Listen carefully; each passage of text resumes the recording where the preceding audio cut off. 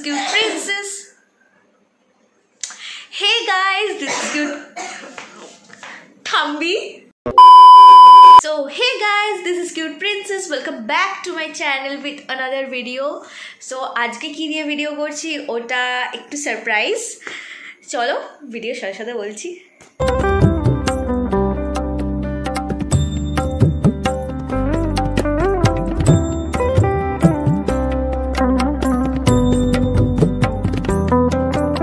ভাবছিলাম তোমাদের বলবো না তারপরে ভাবলাম থাক বলেই দিই। অ্যাকচুয়ালি আমি কোথাও যাওয়ার হলেই এক্সাইটেড হয়ে যাই, যেহেতু আমি সেরকম একটা ঘুরতে যাই না আর আমি সেরকম ভ্লগিংও করতে পারি না চ্যানেলে। রিসেন্ট আমার আগের ভিডিওতে তোমরা দেখেছো আমি মায়াপুরে গেছি, আর আমি এতটা পরিমাণে ল্যাথখোর, আমি যাই ঘুরতে যেখানেই যাই আমি ভিডিও এডিট করতে ভুলে যাই। ভিডিও বানিয়ে তো নিই কিন্তু এডিট করতে এত কেন আমার প্রবলেম হয় আমি সত্যি জানি না। আমার মতো কারা আছো তোমরা প্লিজ আমাকে জানাও কিভাবে আমি এই জিনিসটাকে দূর করব আমার ভেতর থেকে। এই যে এই ব্লগটা যেটা তোমরা দেখছো তারাপীঠে যাওয়ার ব্লগ, এই ব্লগটা আমি মায়াপুরে যাওয়ার আগে শ্যুট করেছিলাম। লিটারেলি আমি মায়াপুরে যাওয়ার আগে শ্যুট করেছিলাম। মায়াপুর যাওয়ার আগে আমার কিছুদিনের জন্য তারাপীঠে কিছু কাজ পড়ে গেছিলো, তখন আমি এই ব্লগটা শ্যুট করেছিলাম। যেহেতু আমি ল্যাথখোর, এই কারণেই আমার এই কথাটা বলা, তাই আমি আমার ভিডিওটাকে এডিট করে তোমাদের অবধি আমি নিয়ে যেতে পারিনি। ভিডিওটা আমার ডিভাইসেই পড়েছিল এতদিন, আমি জাস্ট কি মাথায় এলো ভাবলাম না তোমাদের সাথে আমার ভিডিও শেয়ার করা উচিত, তাই ভেবে আমি এটাকে এডিট করে ছাড়ছি। হে বাবা, চুইংগাম নিয়ে উঠতে ভুলে হ্যাঁ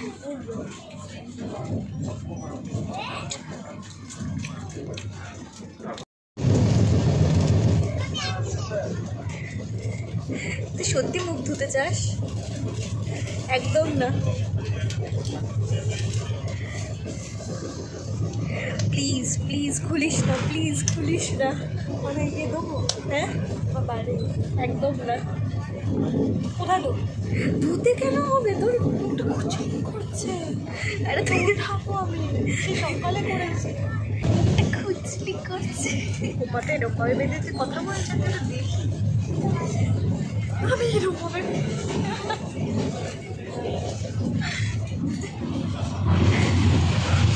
তারাপীঠে যেহেতু আমার কিছু শ্যুটের কাজ পড়ে গেছিল, তাই বেশি গোছগাছ করার টাইমই পাইনি।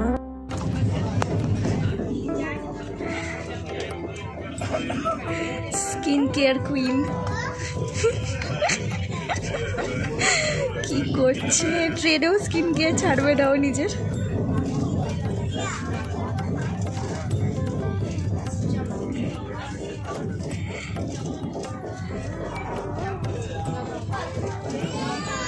কর কর কর কর ভালো করে কর।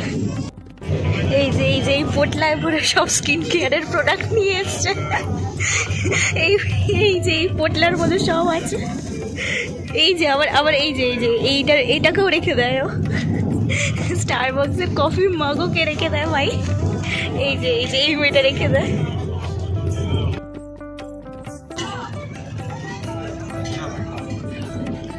সবকিছু করে এখন ঘুমিয়ে পড়েছে।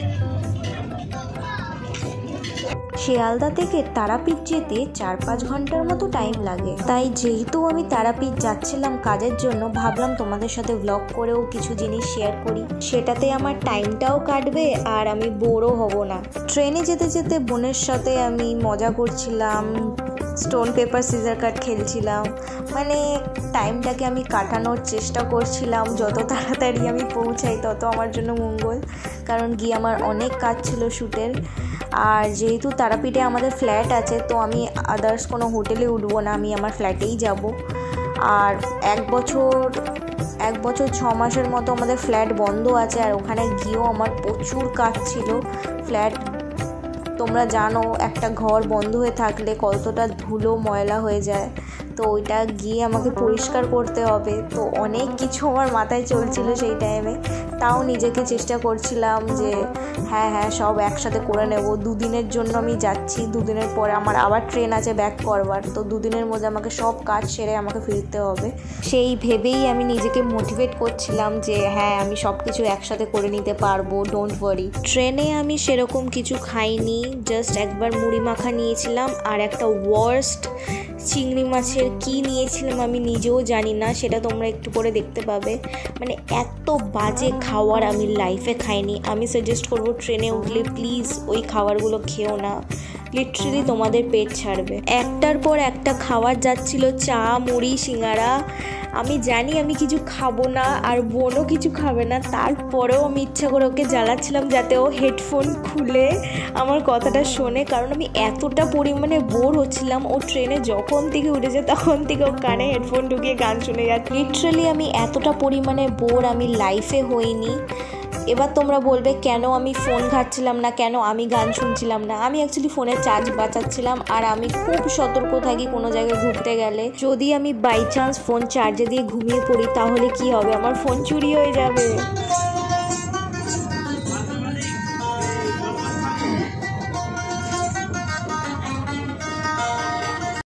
5টা থেকে 4টের মাঝখানে যে এত সুন্দর একটা বাউল গান শুনতে পাবো, তাও এত সুন্দর সানসেটের সাথে সাথে, মানে ইম্যাজিন করা যায় না। মানে এত সুন্দর লাগছিল দৃশ্যটা।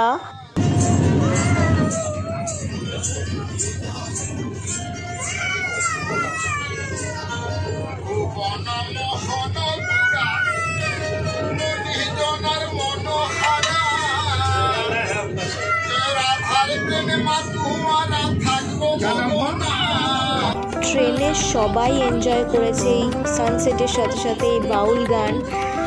এত সুন্দর এই কাকুটা গান গাইছিলেন, এত সুন্দর উনি নেচে নেচে দেখাচ্ছিলেন, খুবই ভাল লেগেছে। তোমরা এই হিডেন ট্যালেন্টগুলোকে প্লিজ সাপোর্ট করো, যাতে এগুলো মানে কলকাতা থেকে বা আমাদের দেশ থেকে এগুলো যাতে মুছে না যায়।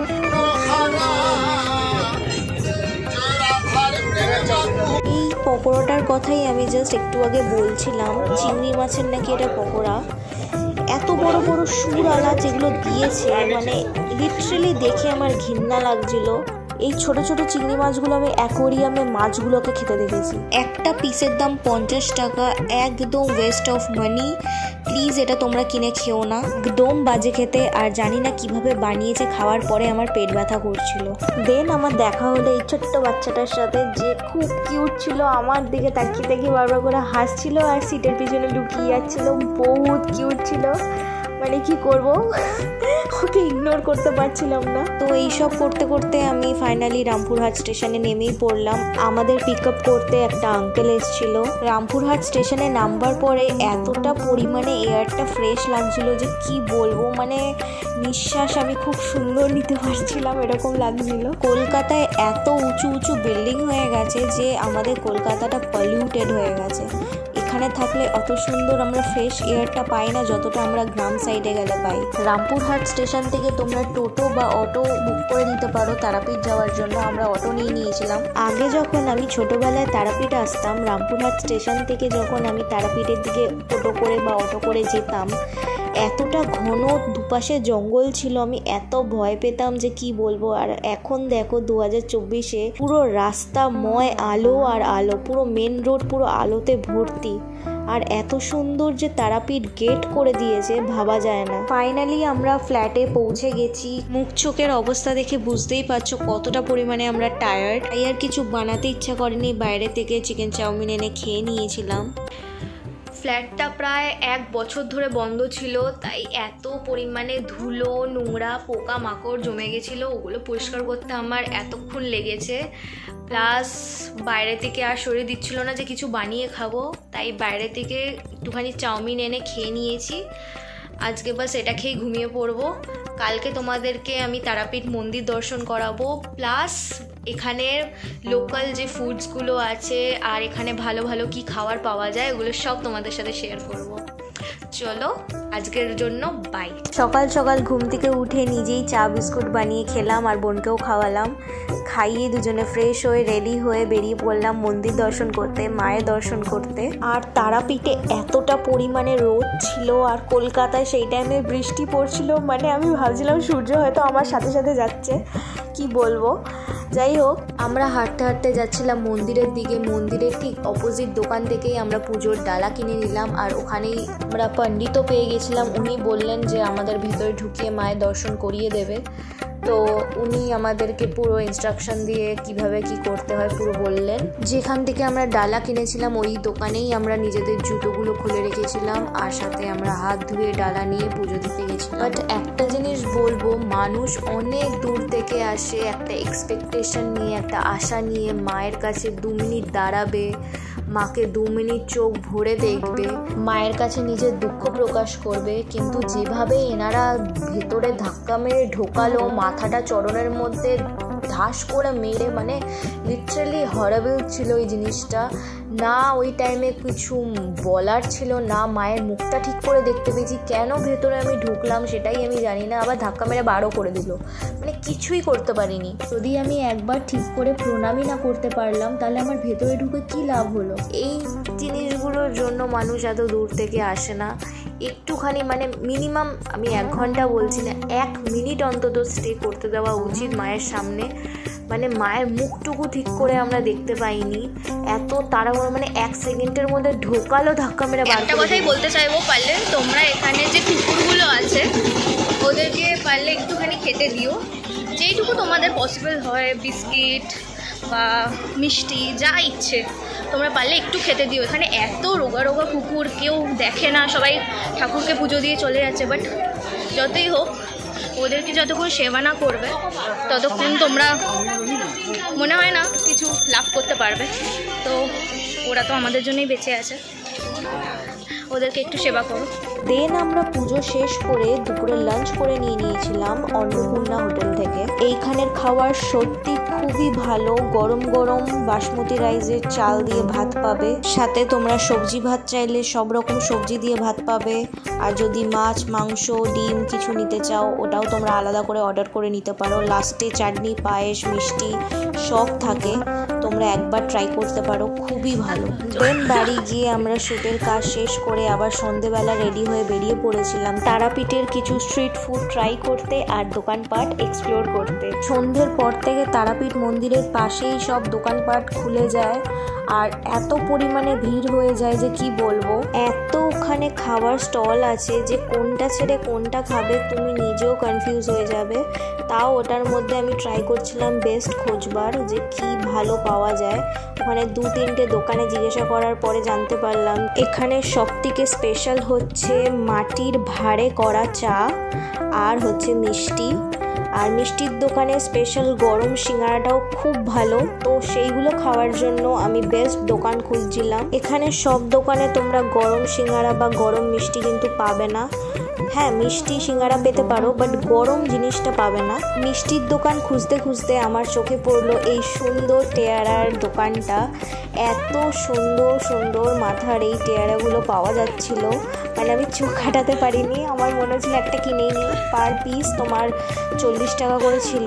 জানি এটা কোনো কাজের নয় বা আমি এটা রাস্তায় আর সেকেন্ড টাইম কোনোদিনই পরে বেরোবো না, কিন্তু জিনিসগুলো এত সুন্দর দেখতে ছিল যে না কিনে আমি আর পারলাম না। আমি একটা নিজের জন্য হোয়াইট কালারের কিনেই নিলাম।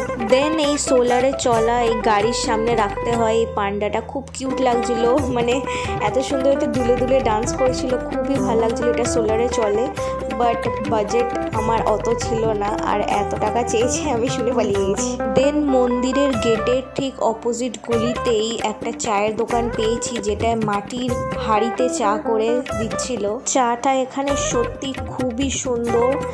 ট্রাই করবে যেই হাঁড়িতে অনেকক্ষণ ধরে চাটা ফুটানো হচ্ছে সেই রকম জায়গা থেকে খাওয়ার। এখানে শুধু এই দোকানটা ছাড়াও আরও অনেক দোকান আছে যেখানে মাটির হাঁড়িতে চা হয়। মাটির হাঁড়িতে চাটার টেস্ট বেশি, তার কারণ হচ্ছে মাটির যে একটা ফ্লেভার আছে ওটা পুরো চায়ের সাথে মিশে যাচ্ছে।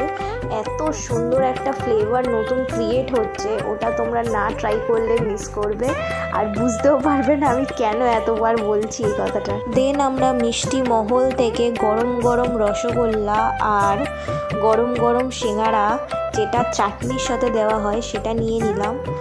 দারুণ খেতে ছিল। যেমন সিঙ্গারাটা ক্রিস্পি ছিল, তেমনই ভেতরে ফ্লেভারফুল ছিল। রসগোল্লাগুলো, ছানাগুলো প্রচণ্ড পরিমাণে সফট, মানে তুলতুলে।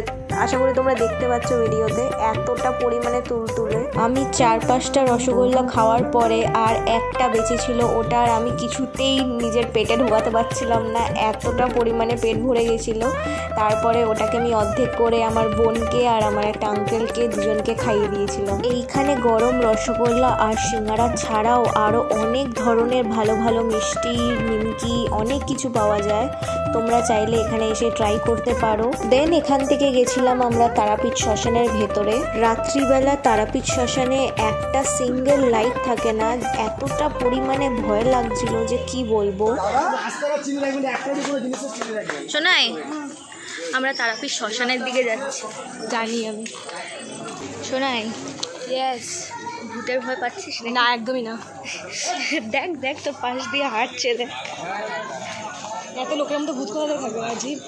দেন আমরা শ্মশান থেকে বেরিয়ে কিছু বাজার করলাম, কারণ দুপুরবেলাও আমরা বাইরেই লাঞ্চ করেছি। রাত্রিবেলা ইচ্ছা করলো বাড়িতে কিছু বানিয়ে খাই, তাই ভাবলাম আমার ঠাম্মা স্পেশাল শাহি আন্ডা কারি বানিয়ে খাবো। তাই আন্ডা কারি বানাতে যা যা উপকরণ দরকার তা আনতে আমার বোন আর আঙ্কেল গেছিল, আর আমি বসে বসে এখানের এই কুকুরগুলোকে বিস্কিট খাওয়াচ্ছিলাম।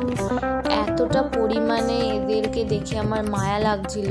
যারা তারাপীঠে পুজো দিতে যায় তারা একবারও এদের দিকে তাকায় না।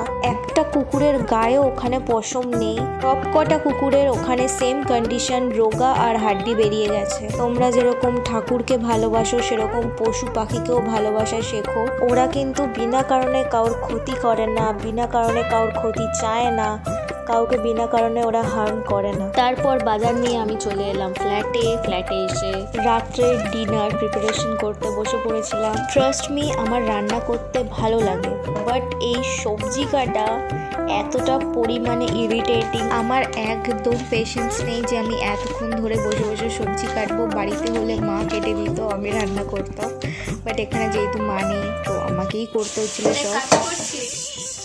অনেক কাজ করছি, অনেক বাসন পড়েছে সারাদিন পর।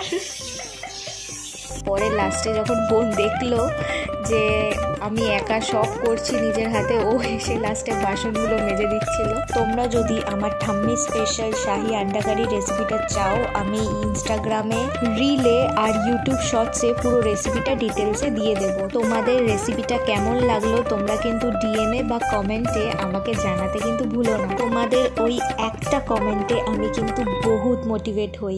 দেন আমাদের তারাপীঠ ছেড়ে বাড়ি যাওয়ার টাইম এসে গেছিল। তারাপীঠ থেকে আবার একটা অটো বুক করে আমরা চলে যাই রামপুরহাট স্টেশনে। ওখান থেকে আমাদের ট্রেন ছিল 2টো নাগাদ। রাস্তায় যাওয়ার পথে দুপাশে কি সুন্দর কাশফুল ভর্তি হয়েছিল।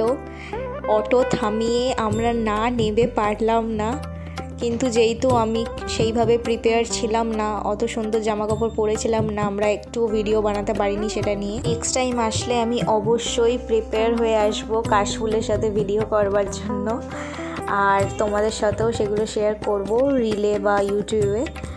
চলো আজকের জন্য এখানেই। ভিডিওটা ভালো লাগলে লাইক, শেয়ার আর সাবস্ক্রাইব করে দিও। ফ্রেন্ডস আর ফ্যামিলির সাথে প্লিজ শেয়ার করো, যাতে আমি অনেক মোটিভেট হই আর এই চ্যানেলে আরও নতুন নতুন যাতে ভিডিও আনতে পারি। এইবার থেকে মান্থে 2টো করে ইউটিউব ভিডিও আসবে, তো তাড়াতাড়ি সাবস্ক্রাইব করে নাও।